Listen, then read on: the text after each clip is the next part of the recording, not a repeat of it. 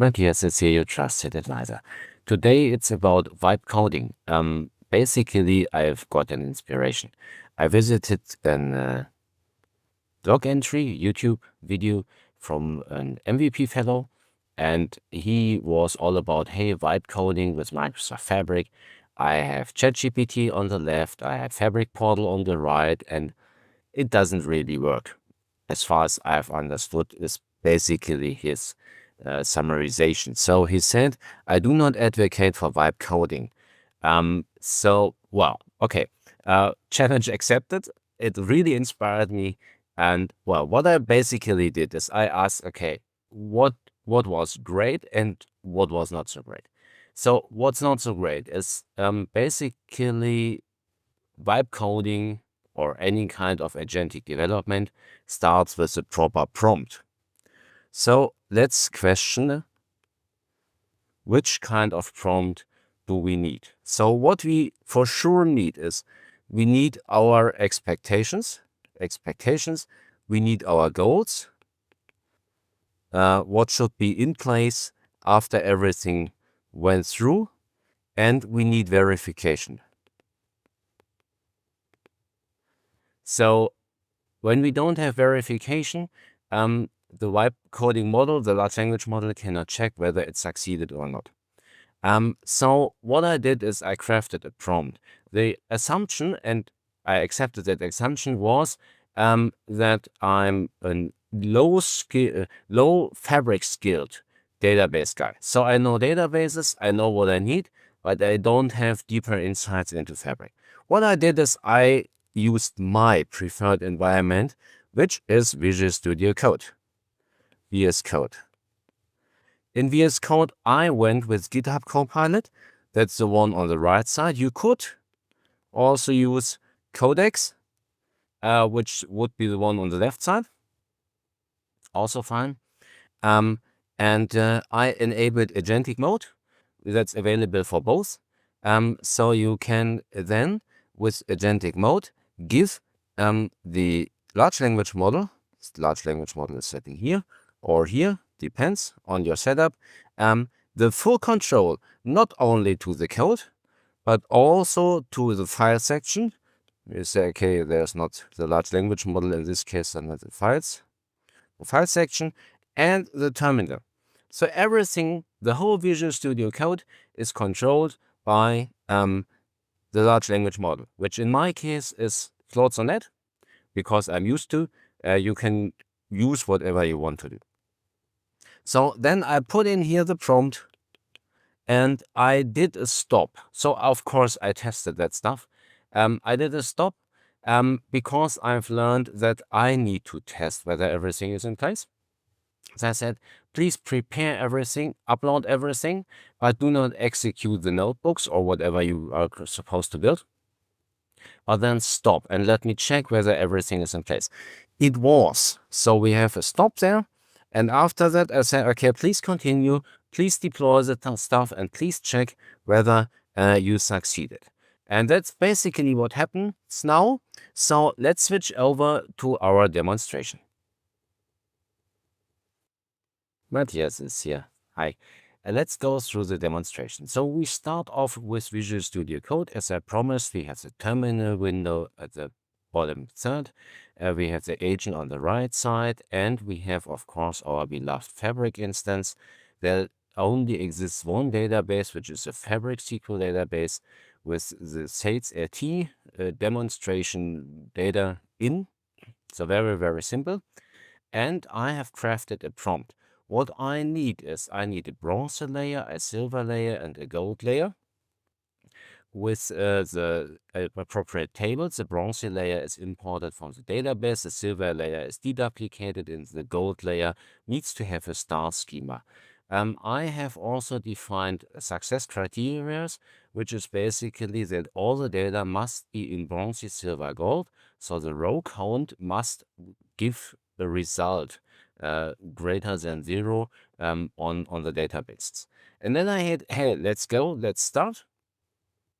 And now it's kind of optimizing tool selections, trying to search which tool set is the best one. I have my ideas, but of course the agentic mode needs to develop his very own ideas. When we have a look at our SQL database, in Microsoft Fabric, we see the sales LT database. It's currently loading, so it takes a moment. Not so important for us. And what we can see now is, hey, I have started first. I will build a comprehensive documentation. This documentation will be in Markdown.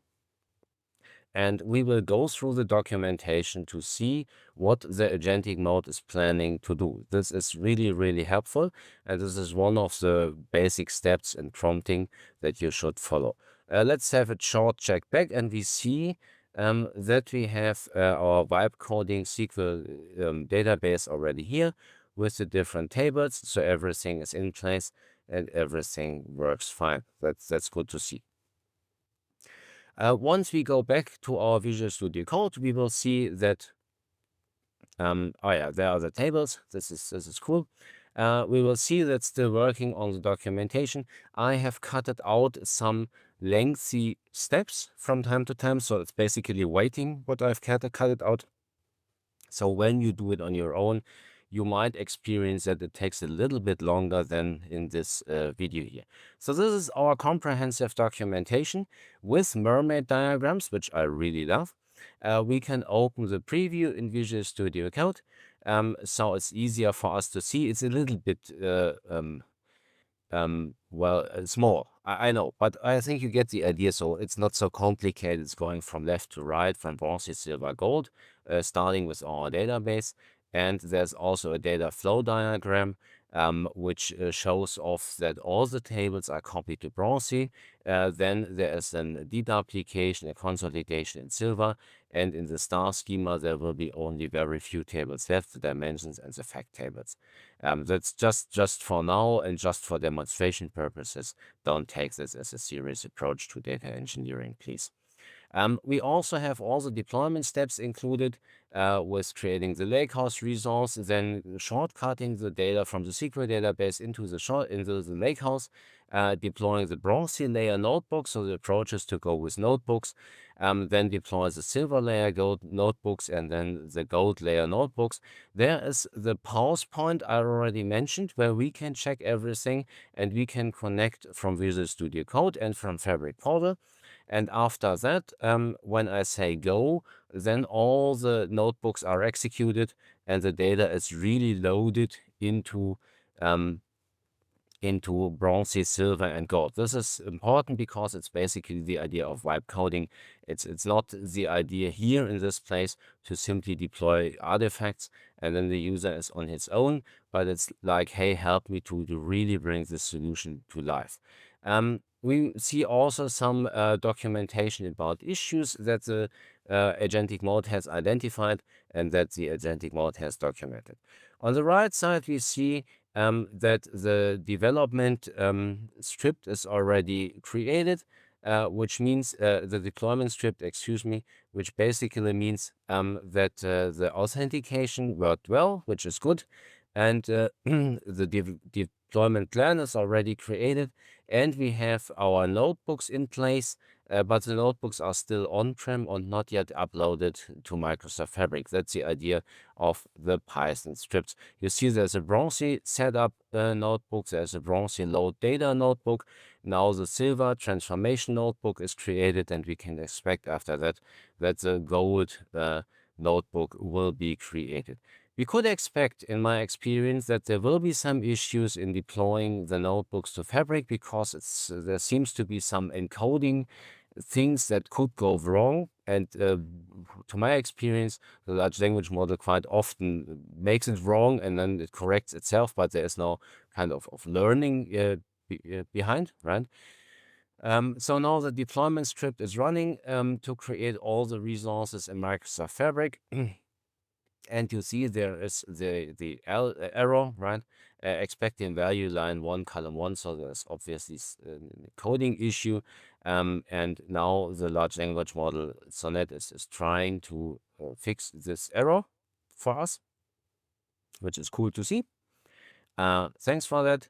And So it's checking again, well, what's really in Microsoft Fabric, what was uploaded, and what's happening. On the lower third, on the right side, oh, it's good. Lakehouse was created. Notebook creation issue is fixed. On the lower right side, by the way, you can see the task list. And now let's switch over quickly to our workspace, and we see that the medallion lakehouse is already there. We would expect that there are no tables created. So it's currently loading, but that's okay. Yeah, you see there, but there's already the shortcut to our SQL database created, which I think is quite smart. So we can already access our data. You see the tables here. This is like a one-to-one shortcutting from our SQL database. When we now switch back to Visual Studio Code, we see that it's currently checking still the issues with the notebook deployment, and it's trying again. Lakehouse resource is done, which is good. Now it's creating the script for executing the pipeline, just the script, it's not executing yet. And we see that the notebook upload has happened. So we have bronze, silver, and gold notebooks not yet executed. So the large language model is nearing the first checkpoint, which is, hey, our artifacts are deployed. It doesn't really mean that these artifacts are working, by the way. So there could happen some later checks, or we could make it even better, the prompting, to include the checks upfront, but for me it's fine that way.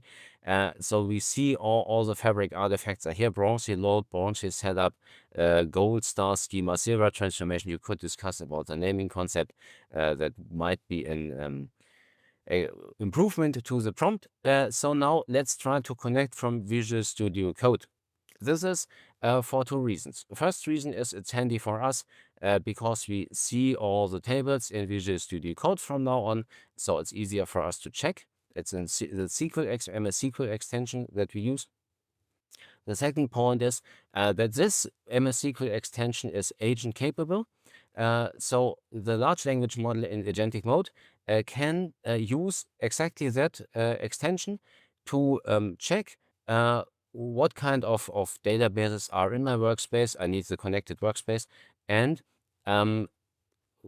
make SQL queries on top of that data, which means it can really check how many data is in there in the tables, which is very, very important for our closed loop. So that's the second reason why it makes a lot of sense for us to connect. You could use other tools, I don't know, like SQL command or whatever, but these tools usually have some issues with authentication. So you need like interactive authentication or whatever.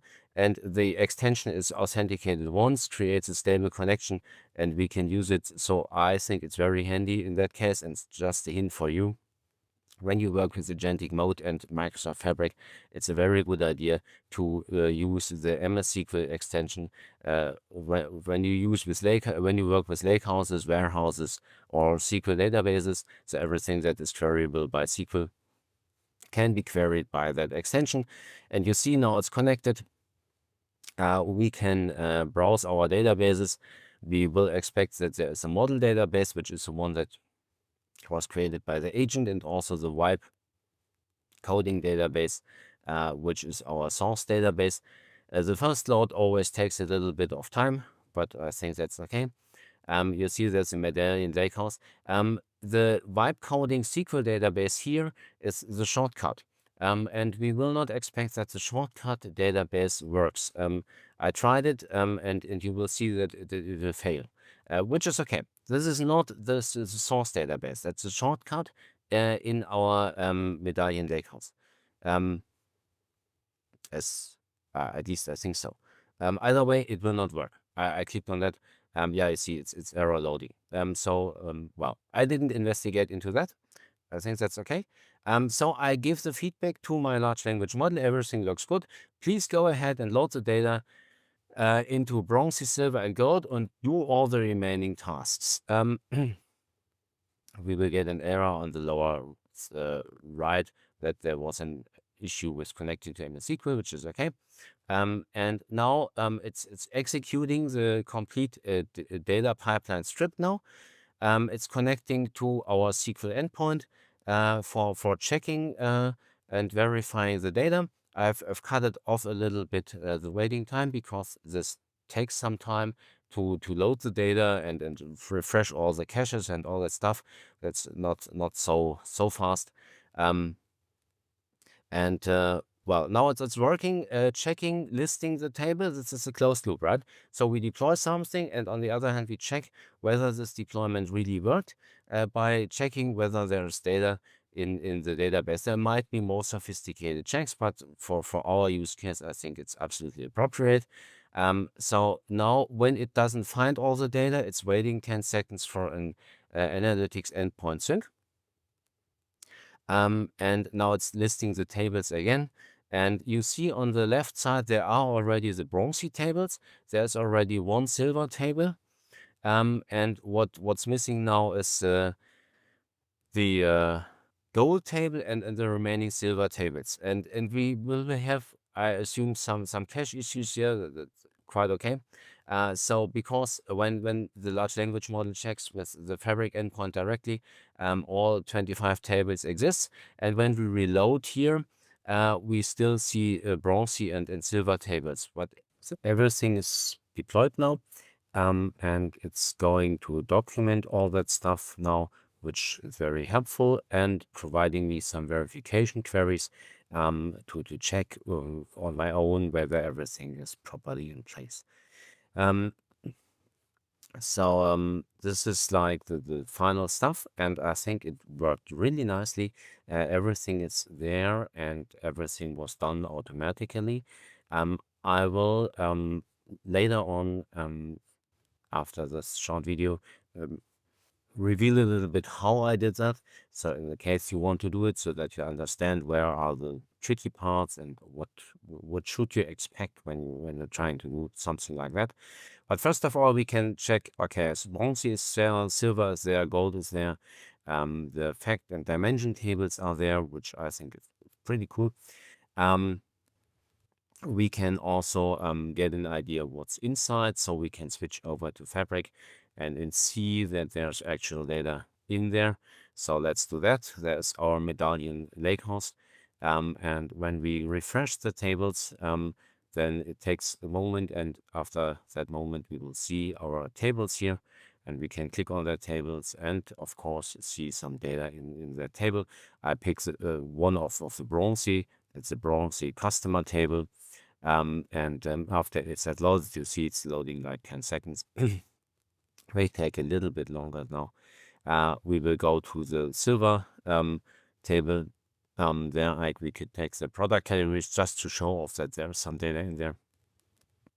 That should load a little bit faster, less data. There we go. And now we can switch over to gold. So for example, the gold dim product, which shows us all the product data in the product dimension. It's loading, succeeded, and there we go. So everything is in place and everything is there, done by Agentic AI. So this, I think, is real wipe coding. We will get the final results here, what was built and all that stuff. And you see the silver layer with quite a few of rows, the bronze layer with quite a few rows, and so on. So that worked like a charm, I think. So thank you, Copilot, GitHub Copilot. You helped me a lot, and it was a lot of fun to work with you together. See you next time. Thanks for attending. Okay, so as I promised, some tweaks from my side. So basically, I run this demonstration several times to prepare it, which I think is okay, because I needed to, first of all, I needed to craft the perfect prompt. This was the main challenge. So this is in the gray area is my perfect prompt. And I tried it both to be simple and like natural, not too technical, but include all the important information. So I pre-built the workspace, I pre-built the SQL database, of course, and I hide it, or I mixed into the prompt the relevant information, like one lake house containing bronze, silver, gold. All layers must contain actual data. This sentence was not inside before, and then the agentic mode stopped without any data, right?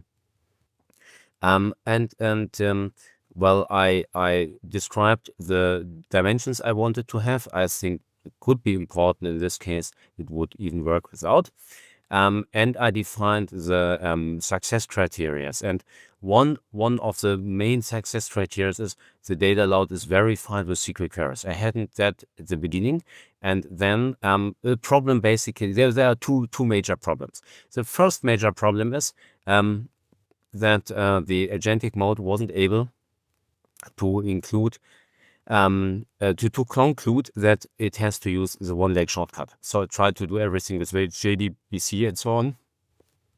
So I included that. And the second one, where it stopped was that it couldn't check whether the data is actually in the table. So it executed the notebooks, and when the notebooks run through without any error, which can happen even without processing any data, then it assumed that everything went fine. And I searched a long time how to run SQL queries on the local machine against Microsoft Fabric. So I'm on macOS, which makes things a little bit more complicated, but that's fine. Main problem is there are authentication issues, right? So you can use any Python library and so on, but you need to authenticate against Entra ID. Basically, I found that the Microsoft SQL I didn't want to do that. That the Microsoft SQL extension let me switch. The Microsoft SQL extension is capable of being agentic remotely controlled. And that was the key. So I installed the Microsoft SQL extension. And when you go through the video, you will see that at one point the agent stops. This is in the prompt. There was a preview. In the prompt, it says at some point that it needs to stop. Then here we go. Please deploy the needed artifact first and then inform me so that I can verify the Fabric portal and VS Code MS SQL extension. This MS SQL extension is crucial because then after I have connected my workspace to and my medallion Lakehouse to the MS SQL extension, the agentic mode can use exactly that extension to query all the data. Without that, most probably the second part of the demonstration would have failed. So basically that's my stuff. This first two items I put in the GitHub Copilot instructions file because I don't want to put that into the prompt, and it's more like a technical limitation in my view of the large language model that is not capable of concluding that there is a shortcut possible. Given the fact that I have the Microsoft Learn MCP server connected, so all information is available, but it wasn't able to conclude that. And the second thing was with the MS SQL extension, I also put into Copilot instructions. But I think that that's fair enough. And as I said, I connected the Microsoft Learn MCP server.